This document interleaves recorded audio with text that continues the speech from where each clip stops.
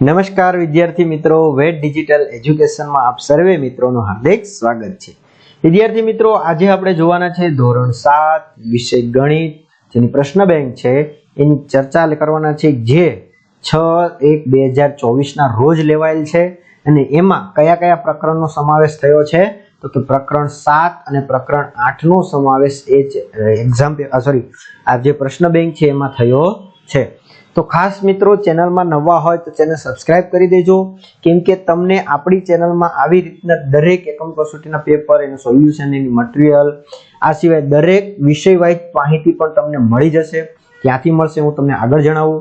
અને હજી મિત્રો, જો તમારે આ પાઠની ચેપ્ટરની સમજૂતી બાકી હોય તો નવા અભ્યાસક્રમ મુજબ સરસ મજાના જય સર દ્વારા તમને આ બધા જ વિડીયો એટલે કે બધા જ દાખલાઓ સમજાવેલા છે, તો તમે આપણી ચેનલમાં જઈને જોઈ શકો છો। તો ચાલો જોઈએ આપણે, ખાસ તમારા મિત્રોને શેર કરી દેજો, એ ભૂલતા નહીં। ચાલો, પ્રશ્ન 1 અ છે, નીચેના પ્રશ્નોને યોગ્ય વિકલ્પ શોધીને જવાબ લખો। કોઈ પણ 3 આપણે લખવાના છે। તો કે 1/3 ને ટકાવારીમાં ફેરવતા શું મળે? હવે કોમન છે કે કોઈ પણ સંખ્યાને ટકાવારીમાં ફેરવવો હોય તો 100 ગુણાકાર કરી દેવાનો। હવે જુઓ તો કે ભાઈ આ છેદમાં છે અને અંશમાં છે, તો તમે શું કરશો? ભાગ ઉડાડશો, તો કે અહીંયા જવાબ આવશે 100 ના 3 ભાગ કરો એટલે 33 થાય। 99 ના 3 ભાગ કેટલા થાય? 33, અને 1 નો 3 ભાગ, એટલે આ રીતના જવાબ આવે। ટકાવારીમાં શું આવશે? 33 છે 1/3%, એ જવાબ સાચો પડશે। 1/4 ને ટકામાં ફેરવતા શું મળશે? તો જો ગુણ્યા 100, તો ભાગ ચાલશે ભાઈ, 25 ચોક 100, તો જવાબ શું આપણે આવી ગયો? 25% જવાબ આવી ગયો। તો આ રીતના આપણો જવાબ થશે। હવે ઘણા વિદ્યાર્થીઓને પ્રશ્ન છે કે સર, અમારે આ બધું સમજવું હોય તો ક્યાંથી મળશે? તો જુઓ મિત્રો, આપણી એપ્લિકેશન છે વેટ ડિજિટલ એજ્યુકેશન, જે તમારે પ્લે સ્ટોર, જ્યાંથી તમે ગેમ ને એવું ડાઉનલોડ કરો છો ને, હા આવું કંઈક હોય છે ને, હા પ્લે સ્ટોર, હા તો પ્લે સ્ટોરમાં જઈને તમારે શું કરવાનું છે? તો કે વેટ ડિજિટલ એજ્યુકેશન સર્ચ કરવાની છે, આવો લોગો આવશે, આવું નામ આવશે, તમારે એને શું કરી લેવાનું છે? ઇન્સ્ટોલ કરી દેવાની। હવે ઓપન કરશો એટલે આવું પેજ આવશે। હવે અહીંયા છે ને તમારે તમારો મોબાઈલ નંબર નાખવાનો અને સેન્ડ ઓટીપી પર ક્લિક કરશો એટલે 4 આંકડાનો ઓટીપી તમને મેસેજ આવશે, હા ઇનબોક્સમાં, એ નાખી દેશો એટલે તમે લોગિન થઈ જશો। હવે આવું કંઈક પેજ આવશે। હવે અહીંયા છે ને તમને એક્ઝામ પેપરમાં જશો તો ત્યાં તમને આગળના દરેક એકમ કસોટીના પેપરો, એની પીડીએફઓ અને મટીરીયલ, આ બધું જ તમને ત્યાંથી સોલ્યુશન એ બધું મળી જશે। અહીંયા જશો એટલે તમને છે એ શું આવશે? તો કે આવી રીતના ધોરણ વાઇઝ લિસ્ટ ખુલશે। જુઓ, એમાં તમારે તમારા ધોરણ ઉપર ક્લિક કરવાનું, એની પર ક્લિક કરશો એટલે એના વિષય ખુલશે। જો અહીં સરસ મજાના, આ ખાસ કરીને ગણિત જે જય સર દ્વારા બધા જ ચેપ્ટર સમજાવેલા છે, વિજ્ઞાન છે ફેનિલ સર દ્વારા, ગુજરાતી છે ધારા મેડમ દ્વારા, સામાજિક વિજ્ઞાન પરેશ સર દ્વારા, ઇંગ્લિશ નીલમ મેડમ દ્વારા, હિન્દી, સંસ્કૃત, આ બધું જ મટીરીયલ ત્યાંથી તમને મળી જશે।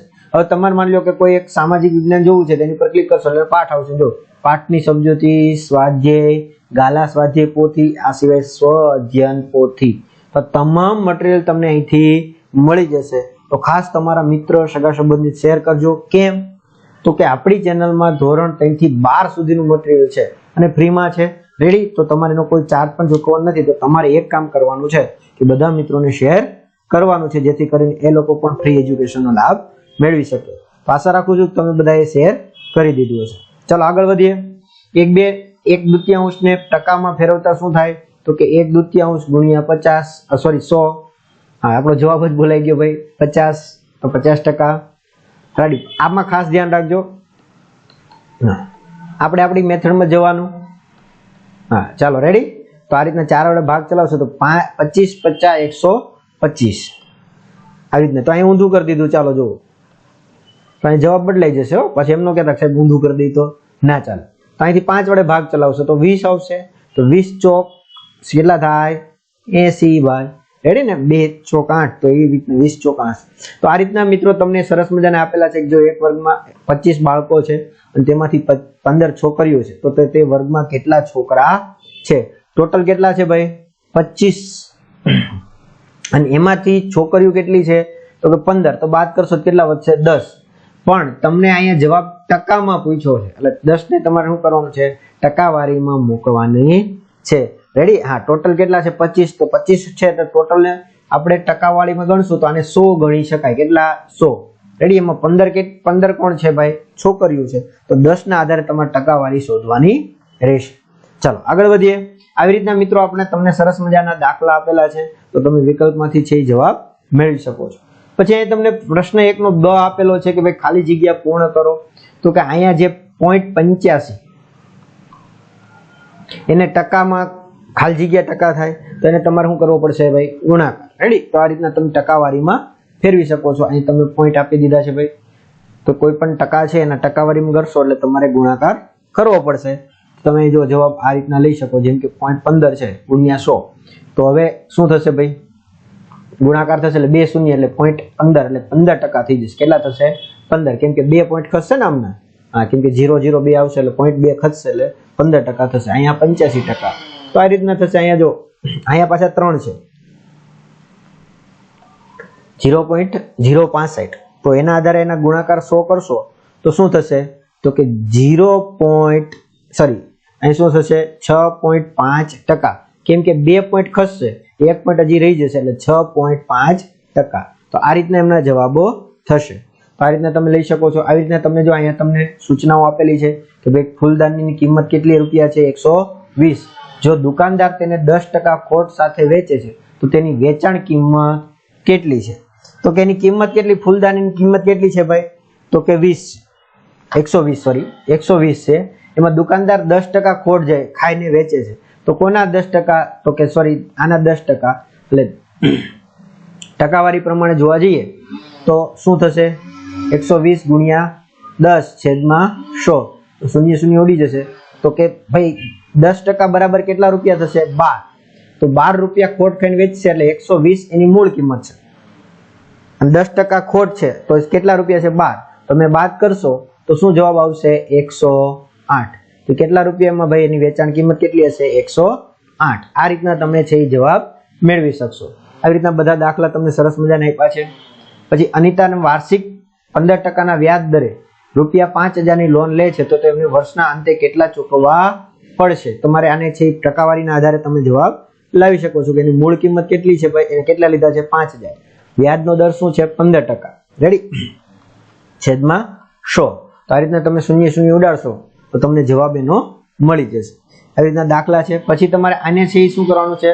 પ્રમાણિત સ્વરૂપમાં ફેરવવાના છે. ખાસ અહીંયા તમારે સંખ્યા રેખા વચ્ચે આ સ્થાનો દર્શાવવાના છે.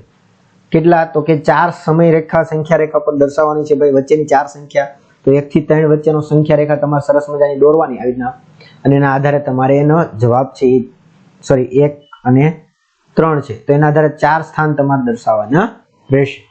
પછી અહીંયા less than, greater than, equal to, આમાંથી કયું યોગ્ય થશે એ તમારે અહીંયા મૂકવાનું છે કે ભાઈ આમાં કયો જવાબ સાચો આવશે. એવી રીતના સમય રેખાનો શું કરવાનું છે? સરવાળો. તો પહેલા શું કરવાનું? લસા લઈ લેવાનો, અને પછી એના આધારે ઉપર સરવાળો હોય તો સરવાળો, અને બાદબાકી હોય તો બાદબાકી. પણ અહીંયા જો ગુણાકાર છે તો એનો ગુણાકાર પણ કરવાનો રહેશે. તો આ હતી પ્રશ્ન બેંક આપણી જે હતી. તો એ પ્રશ્ન બેંકની જો તમારે પીડીએફ જોતી હોય, આની પીડીએફ જોતી હોય ક્યાંથી મળશે? મેં તમને જેમ અગાઉ જણાવ્યું, એક્ઝામ પેપરમાં જશો તો ત્યાંથી તમને મળી જશે. અને હજી જો તમારા દાખલાની હજી સમજૂતી મેળવવાની બાકી હોય તો આખા દાખલાની તમને સમજૂતી આવી રીતના એપ્લિકેશનમાં જઈને, ગણિતમાં જઈને તમે ચેપ્ટર 7 અને ચેપ્ટર 8ની ચીકલી કરશો એટલે બધા જ વિડીયો ત્યાંથી તમને મળી જશે. તો ત્યાંથી તમે સારી એવી સમજૂતી મેળવી શકશો. તો ખાસ તમારા મિત્રોને શેર કરજો, અને આવી રીતના બીજા વિષયની પણ તમને માહિતી મળતી રહેશે. આ વિડીયોમાં આપણે અહીંયા સુધી રાખીએ. Thank you. જય હિન્દ, જય ભારત. અસ્તુ.